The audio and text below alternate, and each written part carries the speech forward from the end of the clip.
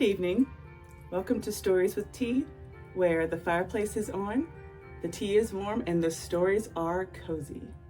This week kicks off my Christmas special. I will be reading 5 festive tales to help ease you into the nostalgia, joy, and the merriment this Christmas season. So sit back, relax, grab yourself your cup of hot coffee, tea, or whatever you want to drink, your favorite book, your blanket, and let's settle in and read this story together. How the Grinch Stole Christmas by Dr. Seuss.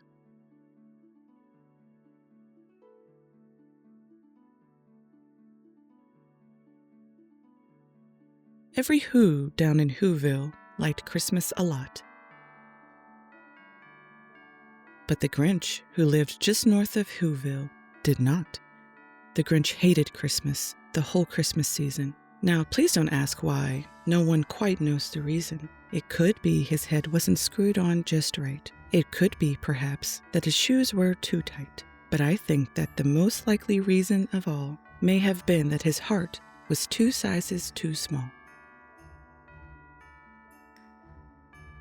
But whatever the reason, his heart or his shoes, he stood there on Christmas Eve hating the Whos, staring down from his cave with a sour, grinchy frown at the warm lighted windows below in their town. For he knew every Who down in Whoville beneath was busy now hanging a mistletoe wreath.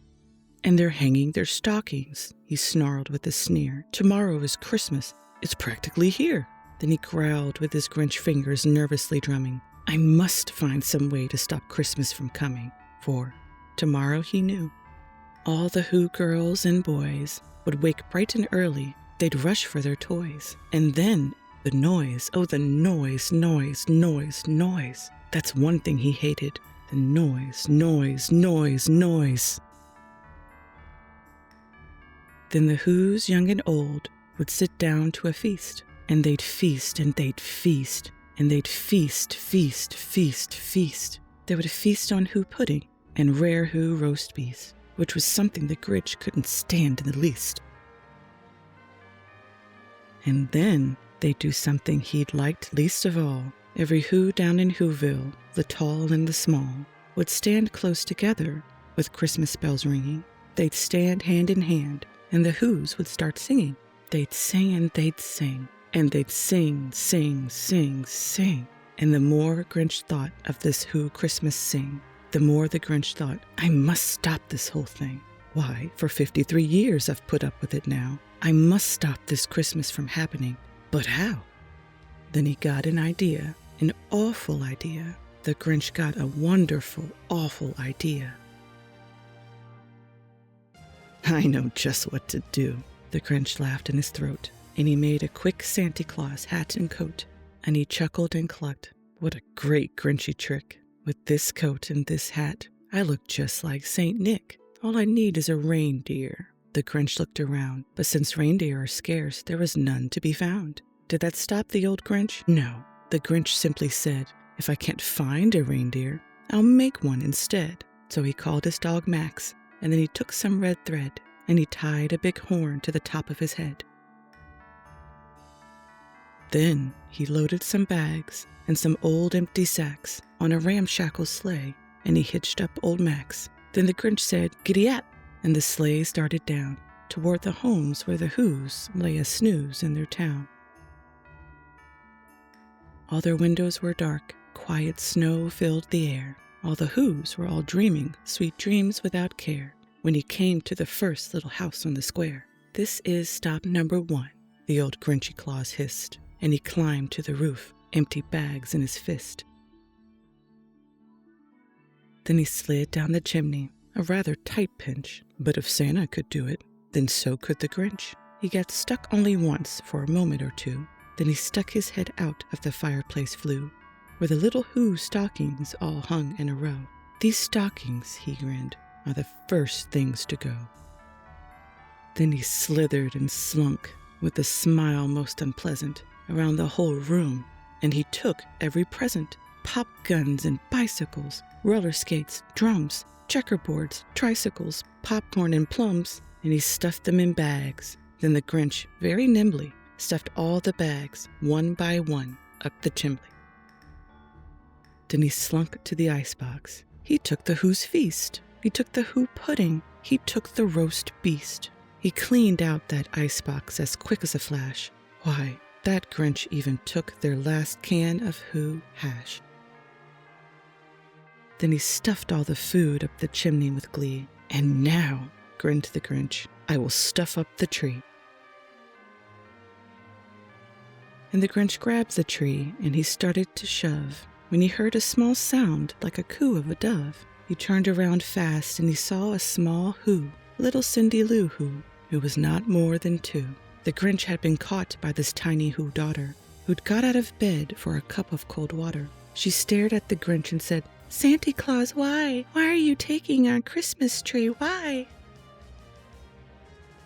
But you know that old Grinch was so smart and so slick. He thought up a lie, and he thought it up quick. "Why, my sweet little tot," the fake Santa Claus lied. "There's a light on this tree that won't light on one side. So I'm taking it home to my workshop, my dear. I'll fix it up there, then I'll bring it back here." And he fib-fooled the child. Then he patted her head, and he got her a drink, and he sent her to bed. And when Cindy Lou Who went to bed with her cup, he went to the chimney and stuffed the tree up. Then the last thing he took was the log for their fire. Then he went up the chimney himself, the old liar. On their walls he left nothing but hooks and some wire. And the one speck of food that he left in the house was a crumb that was even too small for a mouse. Then he did the same thing to the other Who's houses, leaving crumbs much too small for the other Who's mouses. It was 1/4 dawn, all the Who's still abed, all the Who's still a snooze when he packed up his sled. Packed it up with their presents, the ribbons, the wrappings, the tags and the tinsel, the trimmings, the trappings. 3,000 feet up the side of Mount Crumpet, he rode with his load to the tip-top to dump it. Pooh-pooh to the Who's, he was grinchiously humming. "They're finding out now that no Christmas is coming. They're just waking up, I know just what they'll do. Their mouths will hang open a minute or two. Then the Who's down in Whoville will all cry, boo-hoo." "That's a noise," grinned the Grinch, "that I simply must hear." So he paused, and the Grinch put his hand to his ear, and he did hear a sound rising over the snow. It started in low, then it started to grow. But the sound wasn't sad. Why, the sound sounded merry. It couldn't be so, but it was merry, very. He stared down at Whoville. The Grinch popped his eyes, then he shook. What he saw was a shocking surprise. Every Who down in Whoville, the tall and the small, was singing without any presents at all. He hadn't stopped Christmas from coming. It came. Somehow or other, it came just the same. And the Grinch, with his Grinch feet ice cold in the snow, stood puzzling and puzzling. How could it be so? It came without ribbons. It came without tags. It came without packages, boxes, or bags. And he puzzled 3 hours till his puzzler was sore. Then the Grinch thought of something he hadn't before. Maybe Christmas, he thought, doesn't come from a store. Maybe Christmas, perhaps, means a little bit more. And what happened then? Well, in Whoville they say that the Grinch's small heart grew 3 sizes that day. And the minute his heart didn't quite feel so tight, he whizzed with his load through the bright morning light and brought back the toys and the food for the feast. And he himself, the Grinch, carved the roast beast. Thank you so much for joining me for tonight's Christmas story. I hope it brought you a little comfort and a little holiday joy. If you're enjoying the series, please make sure to like, comment, and subscribe so you don't miss the next story in my Christmas special. Wishing you comfort, joy, and peace in this holiday season. Good night.